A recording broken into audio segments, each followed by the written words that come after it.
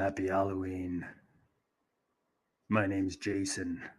You're watching the GOAT District live via the Player Profiler Network. It's spooky. It's Halloween. Let's get to it. Arrgh. I am Batman. You're watching the GOAT District live via the Player Profiler Network. Happy Halloween. Be safe out there, kids.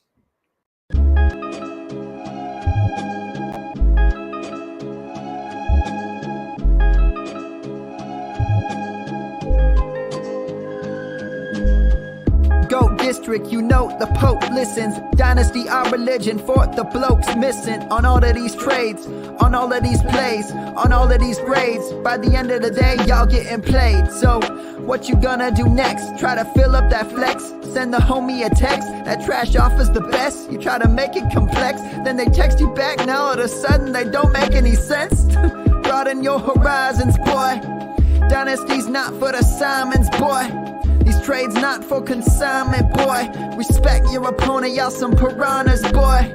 This my advice, from me to you. Open up your cute little podcast queue. Search up GOAT District, my dude. Pop it in your ear, man, y'all know what to do. It's the... And I always be traded. And I always be traded. And I always be trading. Y'all try to betray them, but first you gotta bait them. Fish.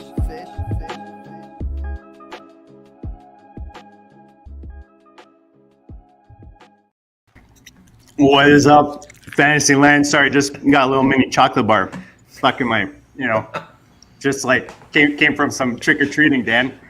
What's up, Fantasyland? Welcome to the GOAT District and happy Halloween. Big night tonight, especially for the kids, getting dressed up, having fun out there, getting some sugar, nice sugar boost, but right before bed is always fun, Dan, with the 7-year-old. But we got a big show tonight. It's week 9, in all seriousness, in the NFL. We're here to help you guys get those W's. Smash the like, smash the subscribe. We're here every Tuesday night, 9:30 p.m. Eastern, live on the Player Profiler Network. And I'm with my boy Dan. Dan, how you doing, buddy? Dan, what does it look like at the Williamsons when you got the girls? The girls are away living their life. You and the wife living their retired life, out kind of in the woods. What does that look like? It's definitely different. You brought me back when you were talking about 7-year-olds all hopped up on sugar. In our house we had 3 kids and they were all within 3 years of each other total. So it just wasn't Halloween unless one of them was like totally over sugared and ended up in a screaming fit or whatever. So. Don't miss that part of it, but I do miss having the kids all dressed up and everything. It was so much fun. If that's the stage of your life you're in, please enjoy it because it just doesn't last nearly long enough. I do agree, and I actually said that we actually take my daughter to the neighborhood behind us because we're like kind of in the bush here, so we got nobody coming to see us. Kind of like select few. So we go over there. Go ahead. Well, I'll say we go over there with the cousins. I was telling my wife's cousins, they have 2 daughters, so we go to 3 girls, bunch of friends. And I was telling the dad, I'm like, this is not gonna last long. Pretty soon they're gonna be like, nah, you guys stay home. We're going solo. We're going with our friends, so let's enjoy it while it's there. But what were you gonna say, Dan? No, I was just gonna say it is different out where I live. We have a lot of long driveways and houses are kind of further apart from each other. So all the kids in our neighborhood, it's very organized. They all gather at one house. There's kind of a pre-party there. Fun for the kids, fun for the adults, and then the trick-or-treating route is set up beforehand. There's like an email that goes around the neighborhood. You're going to be passing out candy, all that kind of stuff. So they all come around on usually like a big hay wagon, being pulled by like a side by side or something like that. Wow. So you got all the kids come at once. So it's like we get one visit and then it's over. How many kids are we talking here? This year it was pretty light. It was only like probably 12, 15 kids. I mean, there's been, like 30 kids before, which is not bad for a neighborhood of our size. One visit, 12, 15, damn, that's yeah. Smart. It's almost as good as my gig where I don't have to buy candy at all because they just don't come. Yeah, and it's kind of nice too because we get the fire going out front. I bring the fire pit around up front. We get that going. We have we got the hot apple cider going. We've got some adult add-ins for those who want them, and we make it fun for everybody. So usually people are here about 20 minutes or so. Nice.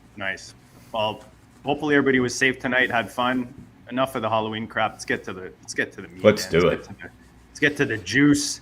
We got a big week. I mean, I can't believe it's week 9 already. Unbelievable. I think Scott Fish sent out an email today about the Fishbowl saying there was three weeks left of the regular season. I can't believe it. Just flew by in that league, anyways. Mm-hmm. But it's fast approaching. We're in the double digits, and next week. So today was trade deadline. We'll talk a bit of trade deadline. Oh, is that a trade coming in? I wish. No, yeah. That was I don't know what that was. New phone, so I'm not sure what all the sounds mean yet. Oh, that's right.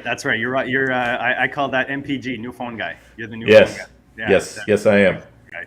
Everybody's an NPG the first 24 to 48 hours that they get their phone, because that's they talk about it, they play, like you said, you spend time organizing it. It's like it's fun. You get the phone, you get set up. So let's set everyone up for week 9. We're going to talk trade deadline. But before we get into trade deadline, well, we were supposed to have a thumbnail with Joe Burrow on it. That was kind of the whole idea, right? Saying I'm back. So the first topic I want to touch on, Dan, is on this very show. I know last year, I can't remember if it was Larky or someone like that we had on, maybe John Daigle. And we were talking about where we thought the top quarterbacks were going to go in redraft, in Dynasty, like just going into the offseason. And I remember, like, at first, someone said, like, I think 3rd, 4th, or 4th, 5th, like that kind of thing. And then it was like 4th or 3rd or 4th. And then by the end of it, we were like, we might even see guys end of the 1st into the 2nd. And sure enough, the 2nd was pretty average for those top guys. The 2nd, 3rd was probably the latest you can get those top guys. I'm just curious. We've had 9 weeks now, 8 weeks. We've seen Burrow struggle. We've seen, the Philly offense a little bit struggle. We've seen the Chiefs a little offensively struggle, right? And those are the 3 main guys that guys were reaching for. They wanted to stack. We wanted to stack. I'm curious, Dan, for those that are new to the channel, smash subscribe, smash the like. But tell them how you felt going into the offseason. Were you drafting some of these early guys? Were you just kind of sprinkling them around into your builds? And how do you feel about it now? Has that changed? Yeah, so overall, I did go pretty heavy on early quarterbacks. Basically, let's talk redraft here, I think, because it's a little bit easier because Dynasty leagues, you've got Superflex and then you've got, regular and startups aren't quite the same as anything else, so it's a little bit easier to just kind of put it in redraft terms. But, looking at ADP towards the end of the season, basically from the end of the 2nd round through the 3rd round was kind of the sweet spot for the early quarterbacks. We had Jalen Hurts going at 24. We had Patrick Mahomes going at 29, Josh Allen at 30, and Lamar Jackson at 37, So basically a little bit more than one full round there. We had 4 quarterbacks going. I went heavy on the quarterbacks. Jalen Hurts and Josh Allen, I was about double weight on them, and I was even weight on Mahomes and Lamar Jackson. And I feel really good about that. I'm very happy with what I did. Most of those teams that have the elite quarterbacks are doing very, very well because, just basically there were so many, it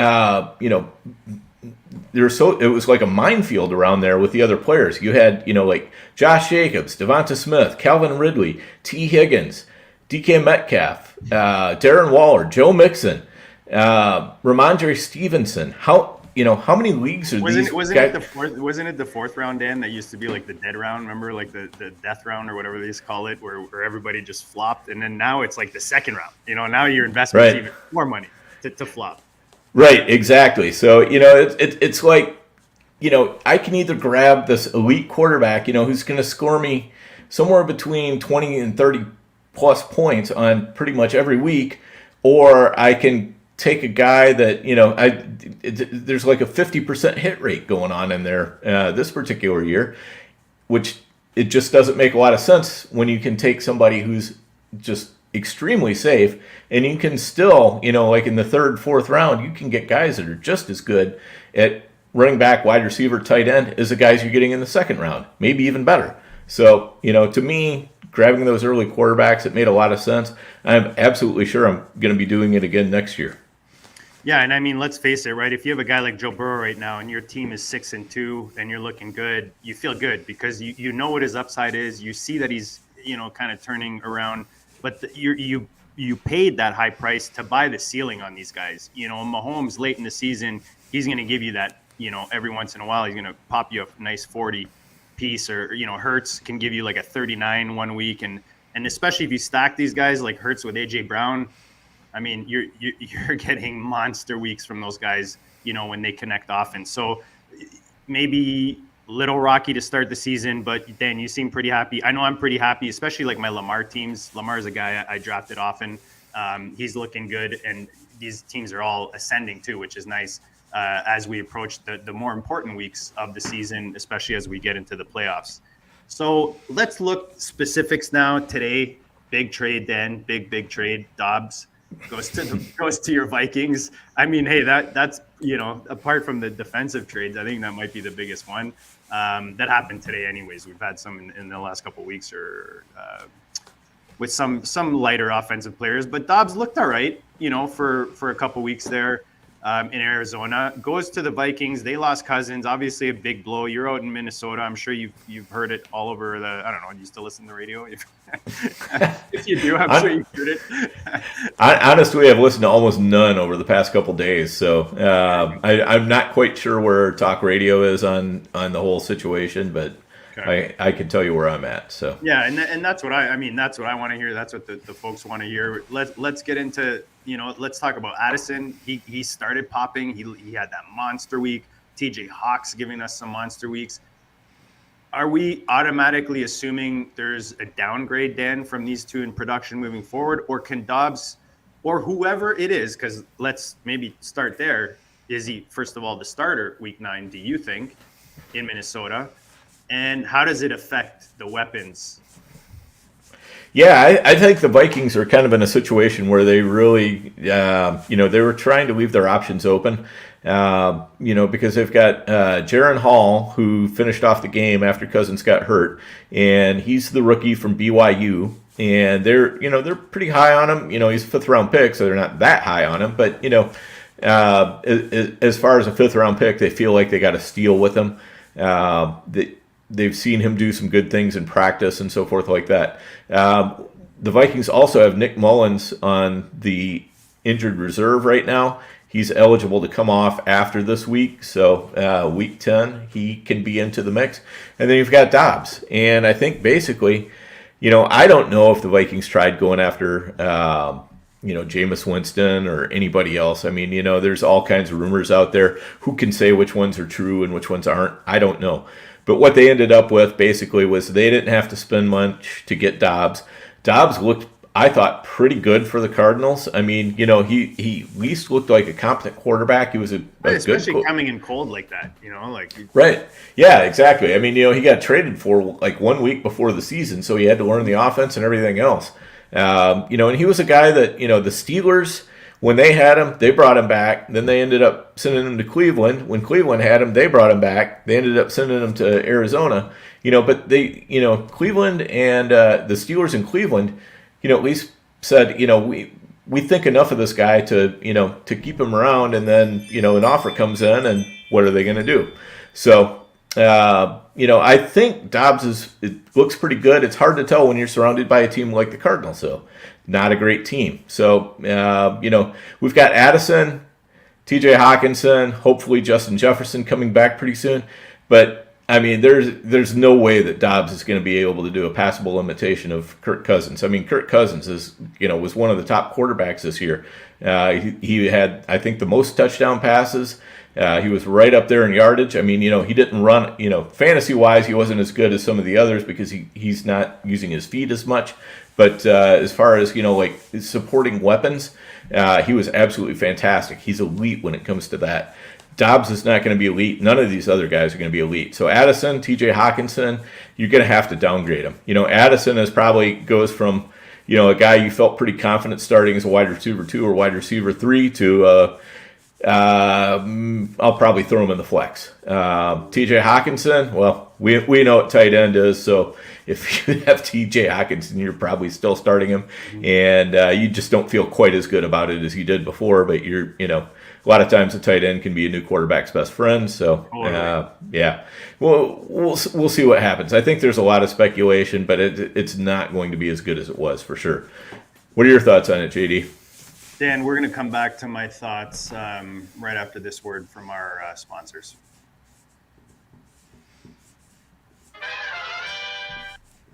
DFS getting harder every year, but we're here to make it easier with the DFS Dominator, because I know a lot of optimizers keep coming out. Oh, our optimizer. What about this optimizer? But that optimizer. Well, we have a cash game optimizer that leverages the projections from Dario, Billy, the award-winning projections at playerprofiler.com, and builds the best lineups for cash games that have both upside and stability, because that's what you want. It's a couple clicks, boom, boom, boom.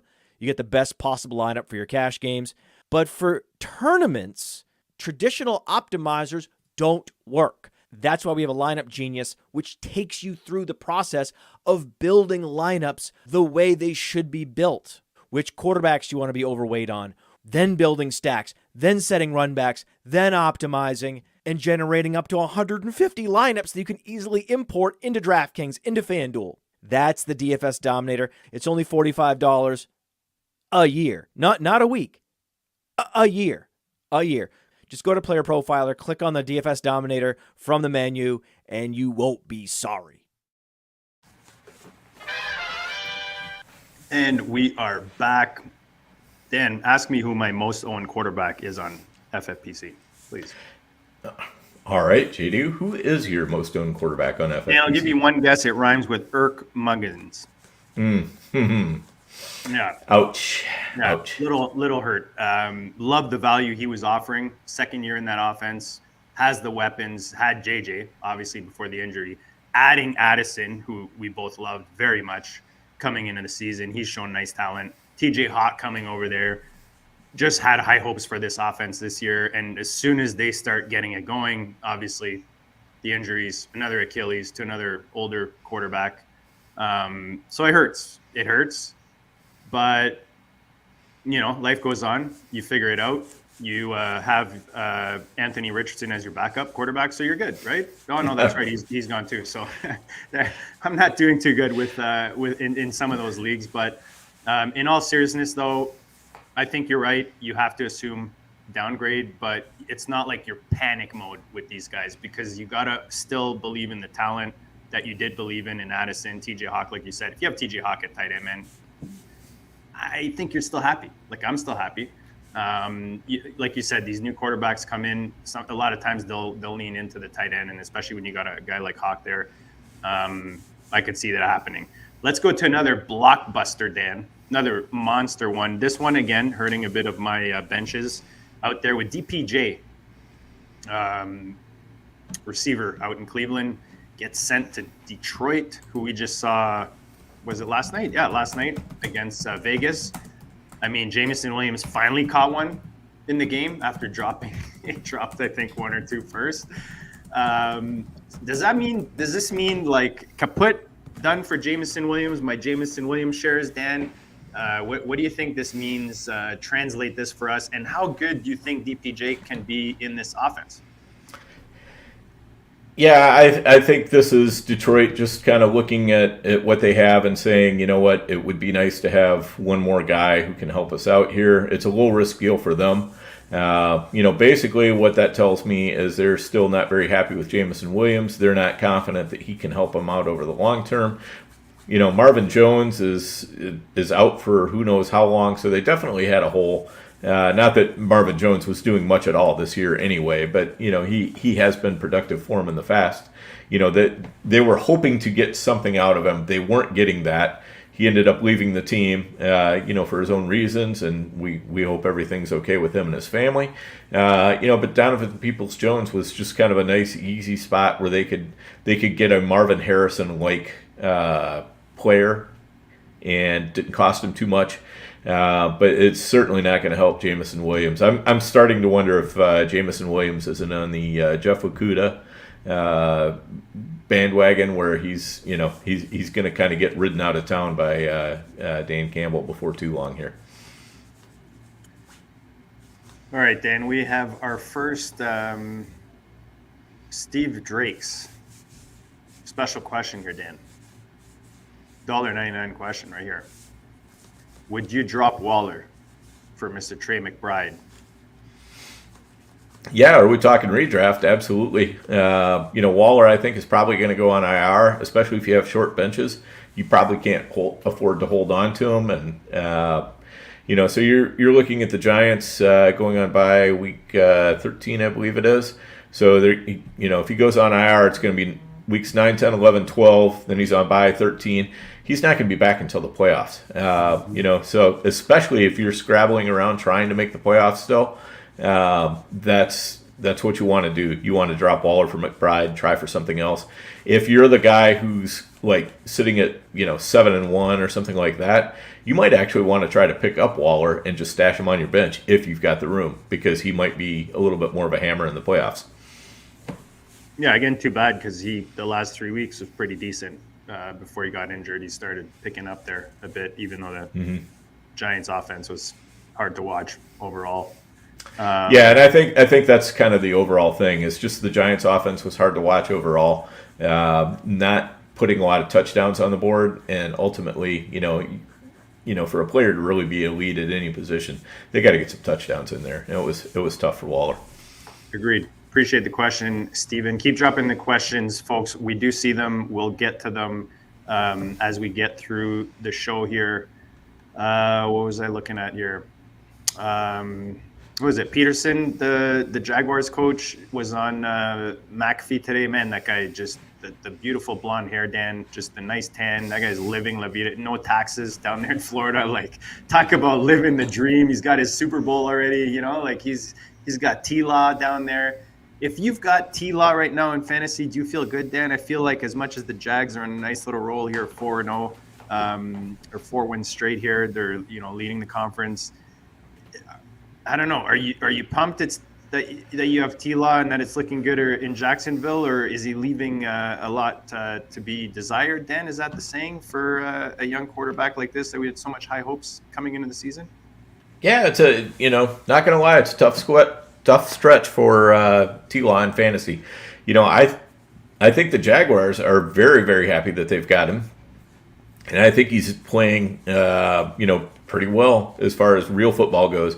For fantasy football, what's really killing him is the fact that Travis Etienne is scoring 2 touchdowns every week, it seems like. And it's really tough to get 3-4 touchdowns for your quarterback when your running back is running those touchdowns in. It'd be one thing if T-Law was throwing them to Etienne, but when Etienne is running them in, that really doesn't help the quarterback at all. So you're getting fewer rushing touchdowns for the quarterback because you got a guy who's doing really well around the goal line. He's not throwing as many touchdowns, but things like that. Could it keep going all year? It certainly could.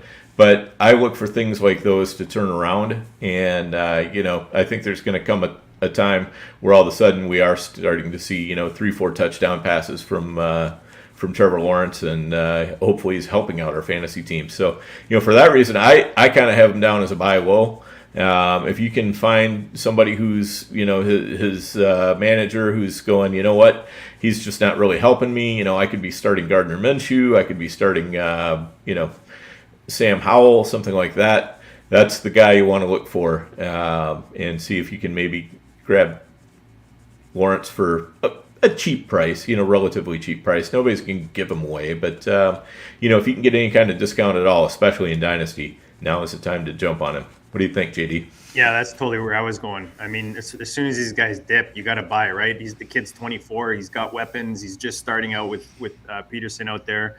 It looks nice in front of this kid career-wise if you have him in fantasy. And you got to – some of those dips, man, you got to jump on. That's why I picked up Herbert last week in that one league, Dan. We talked about the Superflex trade I made. Let me ask you this right now, OTC, CJ Stroud or Trevor Lawrence, Dynasty? Lawrence. Okay. Yeah, I like CJ Stroud a lot, but Trevor Lawrence has shown us more than what Stroud has. You know, I think Stroud is also a great buy low right now because he has, you know, kind of come off those first early games where he was doing really well, and he's kind of, you know, he's, I wouldn't call him struggling, but you know, in the pro sense, but in the fantasy sense, he is struggling a little bit. So, you know, if you can find somebody who's cooled on Stroud a little bit, go ahead, make that offer. Yeah, I just bought myself a little Anthony Richardson, Dan, that I was not able to buy myself in Dynasty Superflex a while ago. I figured in my rebuilds, first place I went was to pick myself a bit of AR. Do you like Trevor Lawrence or Joe Burrow, Dan, in Dynasty? I'm going to go Burrow. You know, I know he's a little bit older, but, you know, Burrow has kind of shown his ability to play through it all. You know, he was looking pretty bad with that calf early in the season, and now, man, he is just he's looking fantastic. I saw a clip on Twitter, you know, where the the 49ers defense was just, the defensive line was all over him. I mean, you know, the offensive line was trying to hold him back, but there were guys kept on this one play, just kept getting a piece of Burrow, and he kept moving up, back, you know, shrugging off tacklers, the whole bit. And he finally just uncorks this absolute dime to T. Higgins right down the sideline. And it was like, you know, I think it was probably like about a 9-second play or something like that. And the whole time, you know, he's just like totally in traffic. You know, there's bodies flying all around him and everything, and he's just keeping his cool. And he makes that play happen. I mean, that is a rare talent for a quarterback. And if you can get that on your dynasty team, good things are going to happen.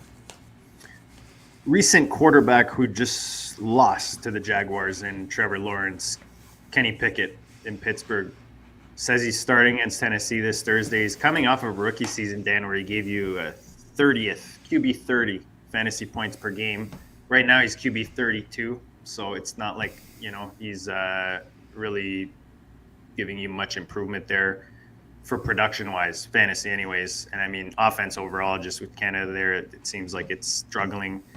Is there any hope for Pickett? Are we looking at a backup here? Like, where are you with this kid in fantasy? Is this another buy low? I mean, I don't know. What do you? It seemed like Kenny Pickett was the Cinderella, you know, everyone's favorite, like Cinderella kind of quarterback coming into the season. And now I don't see too many of those people on the X machine bragging about their Kenny P picks. So where are you with the quarterback? You know, my exposure to Pickett last year and this year was basically zero, and I'm feeling quite good about that. I never saw it with him. I always thought he was overdrafted. It was kind of a reach pick by Pittsburgh. You know, a guy from in-state, you know, he played for Pitt, and you know, it was kind of that natural fit as far as like the fan base and everything else, but I felt like they were out over their skis as far as their evaluation of him as a quarterback, and I just don't think it's going to happen for him. You know, I think that Pittsburgh, they'll go through the rest of this year, but if they don't bring in some competition for him next year, it's going to be a tough grind if you're a Deonta Johnson or a George Pickens owner, or even a Pat Freiermuth owner, if anybody remembers who Pat Freiermuth is. Youth. One of Theo's favorites back in the day. And you know what? Theo's right to have him as a favorite. I get that. You know, you can't predict injuries, but you know, just having a little bit of fun with it. But yeah, totally. Freiermuth might actually help out Pickett if he comes back. I think Pickett looked a little bit better in the games where Freiermuth was playing. Not great still, but at least semi-serviceable, I would call it. What do you think, JD?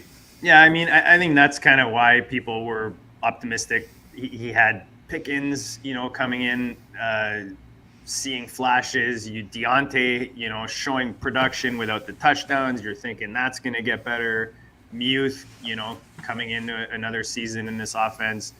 And you can never count out Tomlin. So I could see why people were optimistic about it. Yeah, I just pick it. It's hard to see it. I'm kind of like you. I think I have 5%. It's probably mostly in best ball that I've got him, and trying to put him in some stacks or that kind of thing. But never really high on him. A guy I was high on coming into the season was Stafford, Dan. Matthew Stafford. Our buddy Dwayne McFarland over there at Fantasy Life says the ceiling for this offense is going to go down. The overall upside will take a big hit, and they will start to run the ball more. So injury now to Stafford. Do you know how long? Do you know what he's got? He's at least 4 games, I think? It's hard to say. I mean, basically, they are on bye week 10, so, I think it would be best if they keep him out week 9. He's got the bye week 10, and then they see where they're at week 11. It's damage to the ligaments, which, everybody heals differently. Damage to the ligaments, that has a wide range of meanings as well. I mean, it can be anything from... Yeah, and maybe he is. Maybe that's just him trying to be optimistic. This is one of those injuries that you really probably should not read too much into what anybody says about it. And, Stafford's out until he's back, which makes it really tough if you've got Kupp or Puka Nacua or, I guess just pretty much those two guys. They're definitely going to be affected the most. The Rippon he's an okay backup, but he's not going to take the team anywhere. So yeah, I would agree with Dwayne. It's going to be pretty much the running game, probably shorter passes to the running backs. Maybe Tyler Higbee gets a little bit more involved. So, that might be an interesting way to approach it. But Cooper Kupp and Puka Nacua, it's bad times for them just as much as it is for Addison and TJ Hawkinson.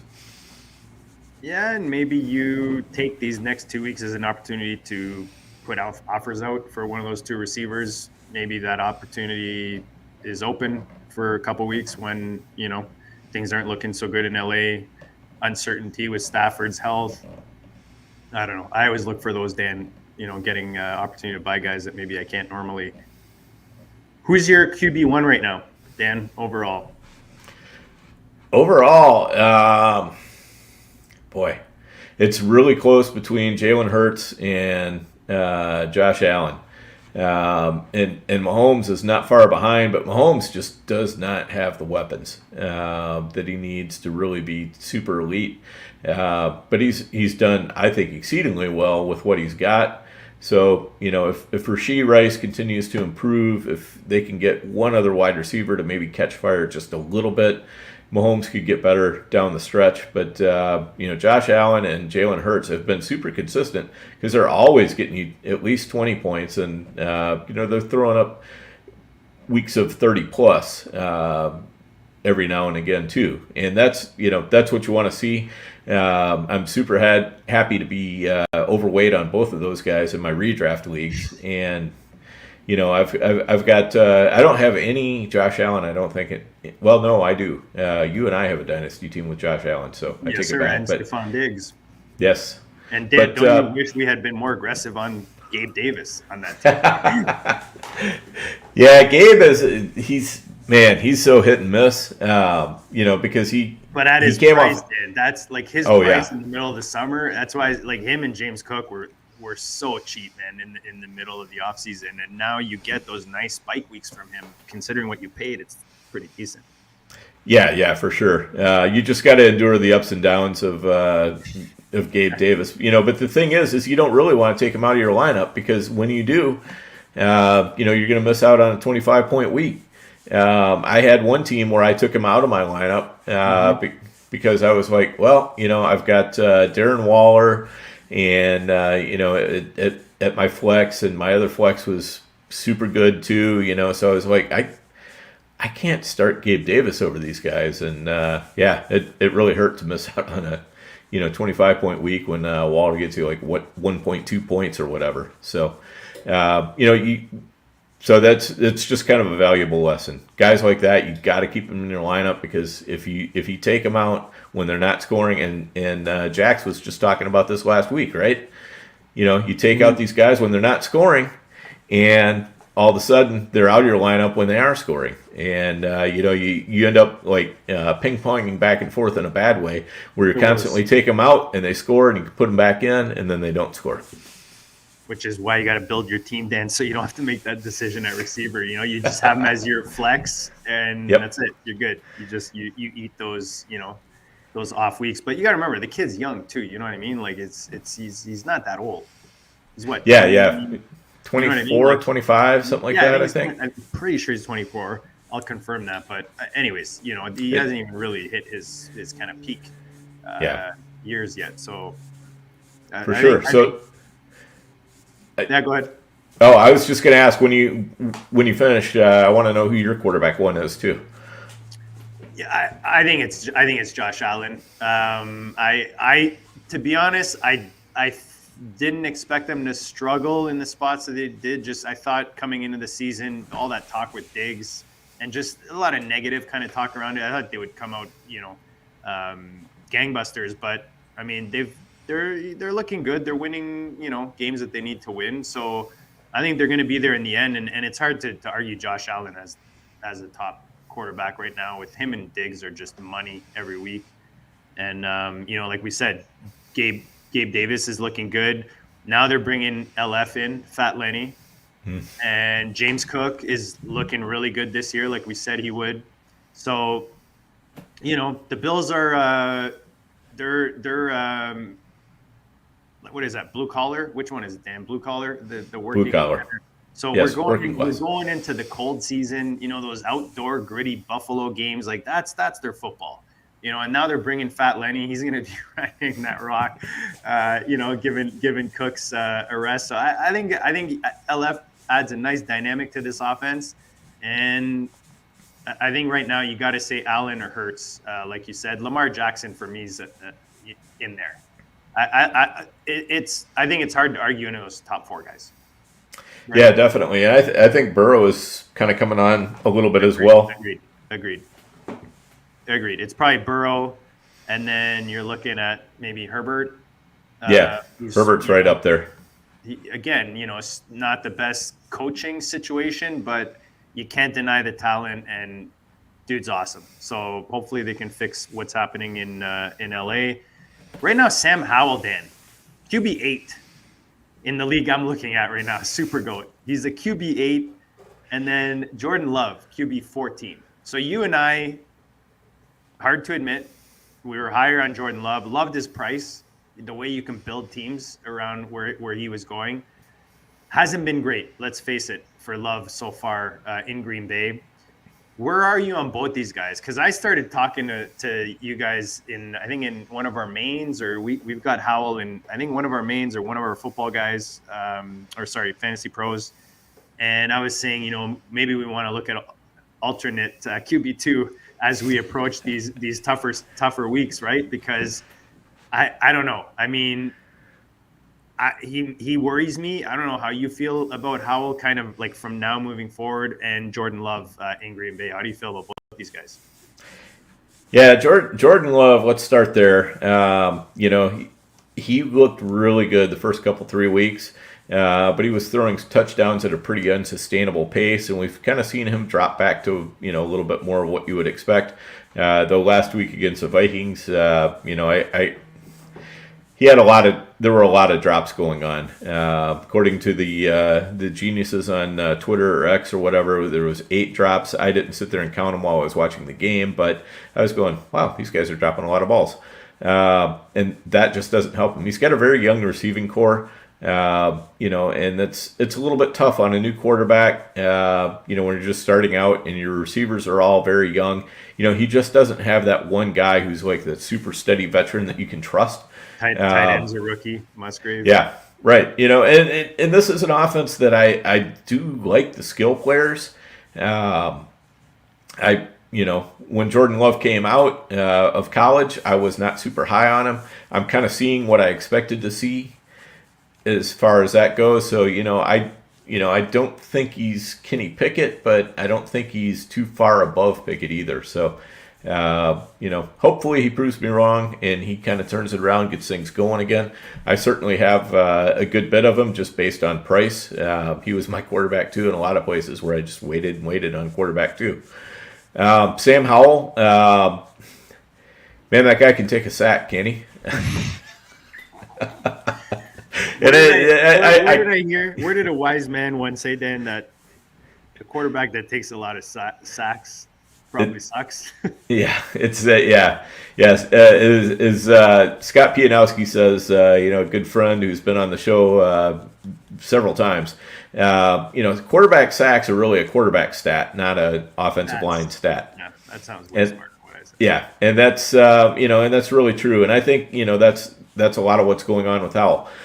He's holding onto the ball, but he's trying to at least do it for the right reasons. Some guys are holding onto the ball and they're just, their eyes aren't downfield. Howell at least has his eyes downfield a lot of the time. So he's supporting his receivers. He's getting some good fantasy weeks in there. You're never surprised if he gets you only 10 or 15 points, but you're also, you can't be surprised if he gets you 30. So, he's very boom and bust. But as long as his team is willing to stick with him, and it sounds like Washington was trying to trade away Jacoby Brissett at the trade deadline, trying to get a day 2 pick out of him. If that rumor is true, that means that they trust Sam Howell a lot, and they're just going to leave him in there. Going into the season, I was like, I don't know how this Howell guy is going to do, so I was grabbing a bunch of Jacoby Brissett late in best balls. So far hasn't paid off, but if Howell keeps taking sacks, it might pay off sooner or later. Yeah. So, he's a guy that hey, if you need you don't have anybody you can trust, I'd probably take Howell over Jordan Love, probably over Gardner Minshew. There are a lot of bad options out there that Howell is better than. So I think you're going to be throwing him in a bunch. Yeah, I mean, FFPC, like if you don't trust them necessarily, you can go out there and grab another scrub off waivers and just play matchups at that, like in that, when you're at that level of your quarterback depth, you know what I mean? It's not like you need to replace that, some huge production or anything. He can still, look, he's QB8 right now, right? So you got to think in the right, and then actually, going back to Jordan Love, I always like to look at like which defenses have these guys played, right? So he played Minnesota, Denver, Vegas, Detroit, Saints, Atlanta, Chicago, like, some not too shabby defenses for a young quarterback, first year in this offense, filling in for Aaron Rodgers, the one of the GOATs, MVPs and Super Bowl winner. So I think sometimes we're impatient. I don't know where LaFleur's head is at. I haven't seen anything or haven't read anything with regards to his feelings on the young quarterback, but I always feel like we're maybe get a little more impatient in fantasy land than NFL land. So you gotta let's give this kid a few more weeks to see what he can do. He's got weapons, right? They're young, but he's got some weapons, so he should be able to get something going here. And if he doesn't, sucks to be a Green Bay fan because look, finally reality hits you in the face. See, here's the thing. Green Bay has no incentive to do anything other than just start Jordan Love and see what they've got this year. Exactly. There's nobody else on the roster that has a legitimate chance to be a starting quarterback in the NFL. Love at least has that chance. They need to find out what they've got. And you know what? If he sucks, if he loses a lot of games, now you're on your way to getting that draft pick that you're going to need to replace Love. Or at least getting the draft capital that you need to, you can either do it through the draft or you can go out there and spend it, and try to pick up a quarterback from another team or whatever. But, they'll at least know at the end of the year whether Love is the answer or not, hopefully. What you don't want to see is Love kind of sitting in that purgatory where he kind of keeps leading you on and you think, man, maybe he can do it. Honestly, I think Green Bay has to look in it. If at the end of the year they're not for sure that he can do it, they've got to move on. It just doesn't make any sense for him to sit there and say, let's give him another year. You know what? Just move on. Yeah, agreed. A couple of other young quarterbacks, Dan, kind of coming out party for a couple of these guys. Our buddy Cody Carpentier, who we need to have back on very soon gets to brag a bit. You know, it feels good, Dan, when you stick to your guns on a guy and you're kind of on an island. And Buddy comes out his first game, Will Levis, 4 touchdowns. What's up? Welcome to the NFL. You know, a guy that sat there and watched his name kind of slide down and get passed on. That must feel good for him. I know it feels good for Cody. So you got Will Levis out in Tennessee, who looks like he's coming out. Bryce Young, bit of a rough start. Carolina finally gets a win. He goes 71% completion, 103.6 passer rating. Looked better. I know the OC took over the play calling out there in Carolina, so maybe that's, you know, Frank Reich maybe he needs to focus more on the head coaching, I guess you could say. And, you know, it was kind of like a fresh start for Carolina. I know on the betting side of things, it was like a nice bet, Carolina, with Houston going over there just because Houston was a favorite. And you kind of see this fresh start happening in Carolina for Young. How do you feel about it? Is this, you know, kind of false hope, or could we expect these 2 young quarterbacks to keep giving us some nice weeks moving forward? Yeah, this is tough. I was never a big Bryce Young fan. I just think guys who are his size. You're a size. Let's face it, Dan. You're a yeah. size. I mean, he's fighting an uphill battle. It's not easy to play a quarterback at that size. It's, you know, it's more the exception than the rule than when somebody's able to do it. And you can look at him and say, well, if a guy can do it, you know, this guy's got the skill set. But even guys who seemed like they've had the skill set don't always do it. So, you know, I think the jury is still very much out on Bryce Young. Glad to see him get that good game. You know, maybe it was the offensive coordinator that, you know, helped him out. Maybe, you know, I did not watch that game very closely. I haven't had really a chance to go back and look at it. So it's hard for me to say, you know, exactly how he played or anything like that. Will Levis, you know, you've got to give the Titans this. They asked him to do exactly what he's good at, which is chuck the ball deep. And, you know, everybody out there in fantasy land, if you put DeAndre Hopkins on your bench everywhere you possibly could, you know, just go ahead and raise your hand. That was me. I was definitely doing that. I had one on my bench. That one hurt.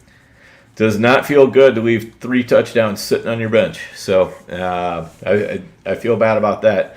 You know, but the other half of Levis, though, is he was 3 for 9 on 3rd down when he threw the ball. So, you know, he's got a long way to go as a passer. They maximized what his strengths were, but, you know, I think teams are going to be looking for that now. So I think it's going to be a lot tougher this next week. You know, if he masters this next week and still looks good, with teams now knowing how to game plan him, that's going to change my evaluation a little bit more. For right now, I'm just kind of going, I think it's a little bit of a fluke. I wasn't real high on him coming out. You know, I know Cody was. I will agree to disagree on that, and sooner or later, we might find out Cody's right. I don't know. What do you think about these guys? I mean, I'm always happy when you can add depth to super flex leagues. You know what I mean? Like when right. You can, because let's face it, when Will Levis doesn't work out, it sucks, because then you have all these guys, the Hendon Hookers, the Will Levises, you know, these guys that you put on your bench or you draft, let's say in the, you know, not necessarily in the early rounds of your or early picks in your super flex picks, but early enough in Levis. You know, he was going end of the first, mid first kind of thing. So I think that's about right. Yeah, if I remember so right. it's nice when the 4th or 5th guy does hit in super flex. You know what I mean, with these rookies. So I liked it just because it's that whole story about. I mean, we saw this guy he was in pain. It was torture to watch this guy at the draft. You know what I mean, and not getting taken. So it's nice to see him pop. It's nice to see Hopkins become like he's kind of like the zombie, you know, the fantasy zombie. He's back. If these two can keep clicking, and this guy adds some excitement to Tennessee football, which I don't know about you, but anytime I see Tennessee in a game, I'm not really excited to watch that game, right? You just said you didn't really watch the Carolina game. Well, you know, it's same with me for Tennessee. I'm a Colts fan. I don't like them anyways, but I don't get excited to watch them. Whereas now with Will Levis, I'm curious. You know, I'm curious to see, can he keep it going? Is he going to bring back Burks? You know, are we going to see Treylon Burks revive as a younger zombie? Dan, what do you think? Yeah, it certainly wasn't encouraging that Burks got no targets. Yeah, so that's Unbelievable. It's that some of these guys where you have such high hopes and it just doesn't. I still think Treylon Burks is a good player. Maybe I might be holding too tightly to my priors, but I'm still holding on to my Burks shares. I'm going to be picking up shares any place where I can find them cheaply because I do think that he's a player. I think he's just got completely overshadowed by DeAndre Hopkins and by injury and by the fact that it took Ryan Tannehill 6 full games to throw a total of 2 touchdown passes, while Will Levis can throw 3 in 1 game. So, and maybe Tannehill would have had more than 2 touchdown passes if he'd have maybe thrown it to Burks a little bit more when Burks was out there. I don't know. It's just a thought. And some of these receivers just take a bit of time, and no better example than Davante Adams. Yes.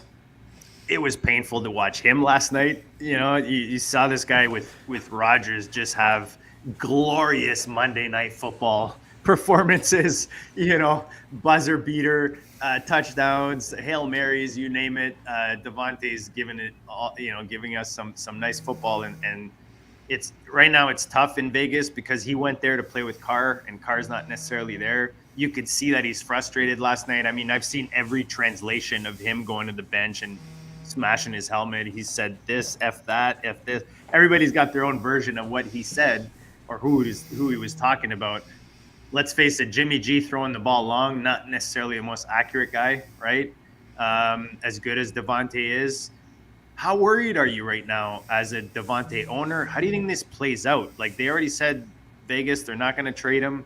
I mean, now that the deadline's obviously over, but how do you think this plays out? Is he someone you can rely on week to week moving forward for the rest of the season? Or is this like a kind of wait and see what happens? And I don't know, maybe I try to find a better option on in my starting lineup. What do you think?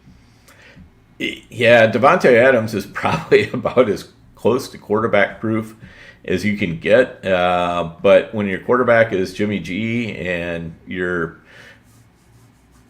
head coach, offensive coordinator, whatever you want to call him, I mean, the guy who's designing the offense is Josh McDaniels. Whew. That's a tough duo to overcome. Jimmy G, I think, is better than what he played last night. I think the Lions were still smarting from their beatdown that they took against the Ravens, and they said, we're not going to let this happen anymore. I strongly believe that Dave Campbell basically chewed the ass off that defense the entire week, and they went out there and played hard. So I think better days are coming for Davante Adams. I mean, Jacoby Myers had a terrible game too. It was just, I think this was the Detroit defense really being on top of it, and the whole offensive scheme in Vegas just not being up to the test. But again, better days are coming. Davante Adams is still in my starting lineups pretty much anywhere I own him. So I don't know. It's what you got to do. What do you think? Yeah, I mean, he's one of those guys you just can't sit. We talked about Hopkins going off for 3 touchdowns while he's on your bench. He's shown that he's pretty QB-proof. It's hard to sit a guy like Adams. He was going towards the back end of the first, going into the second, at the price you paid, unless you hit on, what's his name? Kendrick Bourne. Oh, no, that's right. He's not playing either anymore, which sucks, man. It really does, yeah.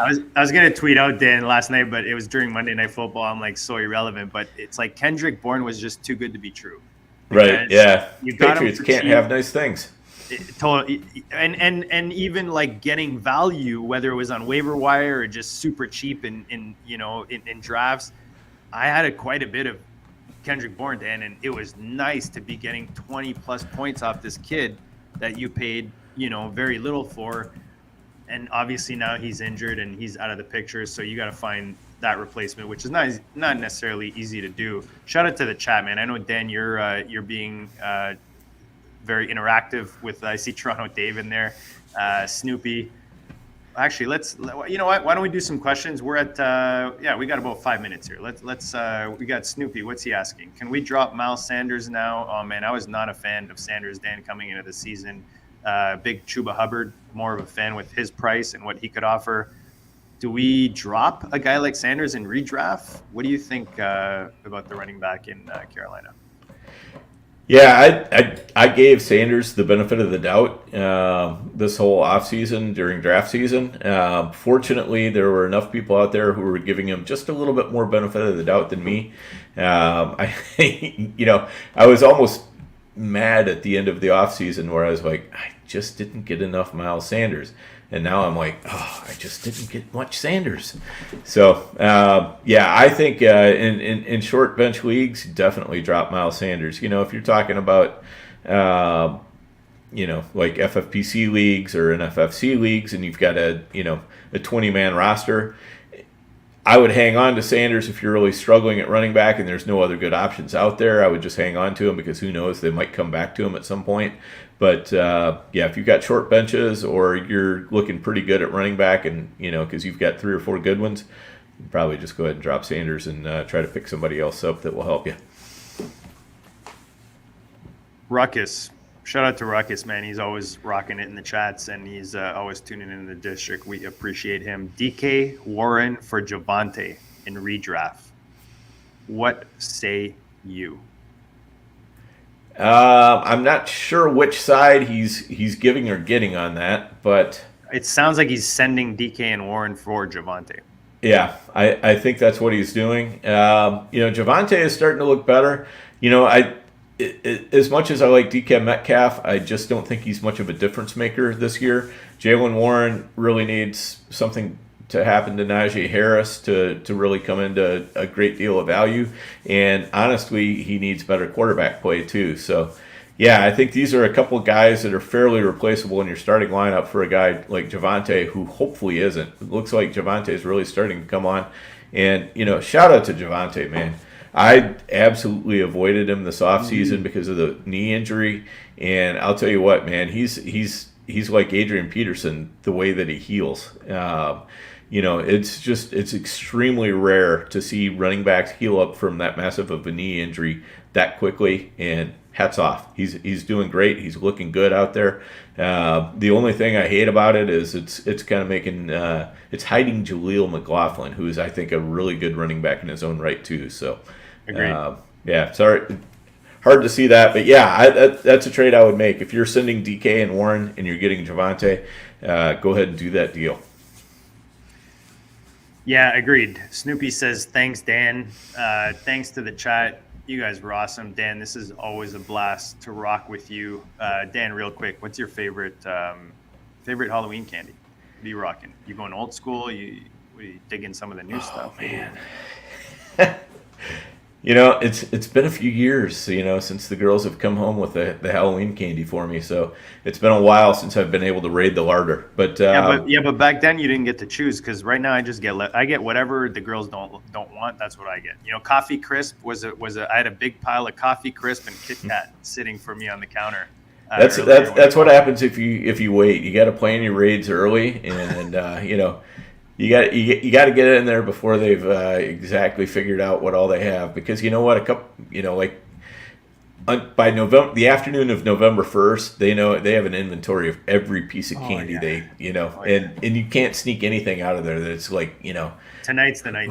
Tonight's the night that I got to raid the little. You basket. gotta, and you can't, you don't want to plunder them. You just want to pilfer a little bit, Just sneak out one I'm a Reese's guy. I love the Reese's peanut butter cups, So I had 3 girls. I'd sneak one out of each Halloween pumpkin, and and that was it. And then I'd just kind of wait until they got to the point where they weren't really eating the candy anymore, and I'd look to see if there was anything else that I was interested in. So. It's funny. See, I like the Swedish Fish and Rockets for some reason. Rockets I always liked, since I was a little kid. I loved it. Funny enough, tonight 0 Rockets, Dan. I told my daughter we're gonna have to talk strategy. What is Rockets? Is really disappointed. The little those round in the clear, those little round guys in the clear. The Smarties? No, they're called Rockets. No, these are Smarties, man. Come on. Dan, no. You gotta see Smarties down here come in the little cell phone packet all in a row. No, they come in boxes here. Oh no, that's Shake them around. Canadians. See, I got you guys are weird, man. 1912, $100,000. That was a candy bar I used to love. Butterfingers, always a solid one. Yeah. Less big on the Baby Ruths, but those are a couple good candy bars for sure. Hey, you guys don't know Rockets? Oh man, I'm gonna look up what those things are. Yeah. And I love a mound. Dark chocolate, coconut. Oh yeah. I don't know. I remember I think you talked about that a previous year too. I like anything dark chocolate, and yeah, I'm all about dark chocolate. But yeah, you can lose the almond joy with the milk chocolate. Nah, Toronto Dave, you know what Rockets are, right, buddy? Come on, he likes the Mars bars, but yeah, back me up, man. These people are gonna think I'm nuts. Rockets. Guys, go do some homework. Go look up. Go Google. I'm gonna have to Google that after we get off here. Google that right now. Go Google some Rockets. But guys, in all seriousness, go get those W's. Week 9, we're getting into the crucial weeks. We're getting into the playoff weeks. Make sure you're on top of rebuilds, reno modes. Sell those pieces. Be the first to go collect those picks. Don't be last, because if all the rebuilds have the picks already, you're screwed. What are you trading for? So yeah, go ahead, Dan. Yeah, this is the time of year where some people start tailing off. The fantasy becomes a grind right now, and some people aren't up for that grind. And you know what? This is where you can take advantage of that. There's less, fewer people going after, free agents. So your fab bids can drop down a little bit, but you can start picking up more free agents. The trades can happen a little bit easier because people are starting to lose hope. Guys, always be grinding. This is where the winners are made, is right now, is these crunch weeks. Like Dan said, a lot of those leagues, guys that are in the bottom might not necessarily be checking the site as often. They might not be on top of the news as often. So take advantage of that. Send some trade offers, send some big names that might have lost value, and grab yourself some nice shiny toys that'll help you get that ship. Guys, you guys have been awesome. The chat's been awesome. Check us out next week here, 9:30 p.m. Eastern. Then this Thursday, we have Mike Shopes, the voice of the Bills, joining us on Thursday tailgate, 7 p.m. Eastern this Thursday, pregame before Thursday Night Football. So make sure you tune in on the GOAT District YouTube channel. You can subscribe to that so you don't miss Dan and I or any of our goatness over there. Help you guys in the high-stakes streets. Have yourself a good night. Happy Halloween, and we'll check you all later.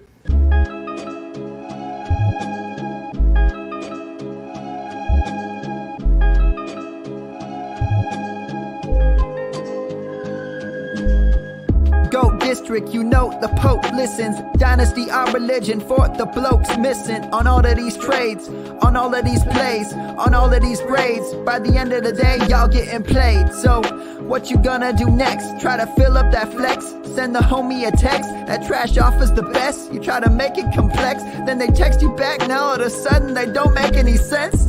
Broaden your horizons, boy. Dynasty's not for the Simons, boy. These trades not for consignment, boy. Respect your opponent, y'all some piranhas, boy. This my advice from me to you.